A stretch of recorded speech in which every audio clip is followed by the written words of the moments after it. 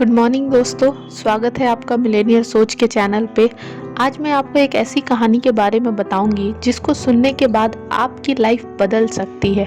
तो चलिए आपका ज़्यादा समय ना जाया करते हुए इस कहानी को शुरू करते हैं। दोस्तों, एक बार की बात है, काफ़ी सारे तीर्थयात्री किसी तीर्थ स्थान पर दर्शन करके आ रहे थे। बस पहाड़ी इलाके से सफ़र कर रही थी। जैसे ही कुछ वक्त बीता तो आसमान से धमाकेदार आवाज़ के साथ बिजली कड़की और बस में बैठे सभी यात्रीगण ये सुन के सहम गए। उन्हें डर लगने लगा कि क्या पता ये बिजली हमारी बस के ऊपर ना गिर जाए। थोड़ी देर रुककर कुछ देर के बाद जब ड्राइवर बस को थोड़ा सा आगे बढ़ाया, लेकिन कुछ देर के बाद वापस यही घटना घटी। धमाकेदार कड़ाके की आवाज़ के साथ एक बार फिर बिजली कड़की। इस बार ड्राइवर ने पूरी तरह से बस को रोक दी और बस के अंदर आया और यात्रियों के पास आकर उसने कहा, देखो, इस बस में एक इंसान ऐसा बैठा है, ऊपर वाला उसे अपने पास बुलाना चाहता है, इसीलिए 2 बार बिजली गिरते गिरते बची है। अब हम उस इंसान का पता कैसे लगाएं? तो ड्राइवर ने कहा कि सामने ये जो 50 मीटर दूर एक पेड़ दिख रहा है, हमको क्या करना है कि बारी बारी से सबको उस पेड़ को छू करके आना है वापस और अपनी सीट पे बैठ जाना है। जो भी वो इंसान होगा उसको ऊपर वाला ऑटोमेटिकली अपने पास बुला लेगा।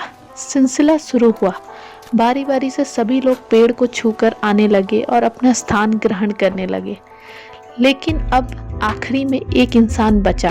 सबको लगा, भाई यही वो इंसान है जिसकी वजह से हमारे साथ इतनी प्रॉब्लम आई थी। अब वो आखिरी इंसान गया और जैसे ही उसने पेड़ को टच किया, वैसे ही बस पर बिजली गिर चुकी थी और बस में बैठे सारे लोग ऊपर वाले को प्यारे हो गए। और वह सारे लोग यही सोच रहे थे कि सिर्फ एक इंसान की वजह से हमारी जान को खतरा है, जबकि उसी इंसान की वजह से उनकी जान अब तक बची हुई थी। यानी कि वह एक आदमी था जिसने इतने अच्छे कर्म किए हुए थे जिसकी वजह से बाकी सारे बचे हुए थे। इसीलिए इस कहानी से हमें शिक्षा मिलती है कि दूसरों पर कभी शक नहीं करना चाहिए और अपने से प्यार करना चाहिए, क्योंकि कभी कभी कुदरत की जो घटना घटित होती है उन पर हमारा कंट्रोल नहीं होता है।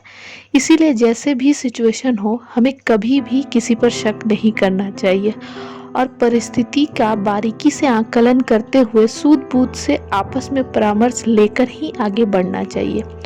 आशा करती हूँ कि आपको ये कहानी अच्छी लगी होगी और अगर आप चाहते हो ऐसी ही आपको बेहतर कहानियाँ मिले तो आप इस चैनल को सब्सक्राइब कर लीजिए।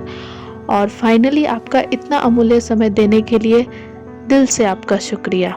चलिए बहुत जल्दी एक और स्टोरी के साथ मिलते हैं, तब तक के लिए धन्यवाद।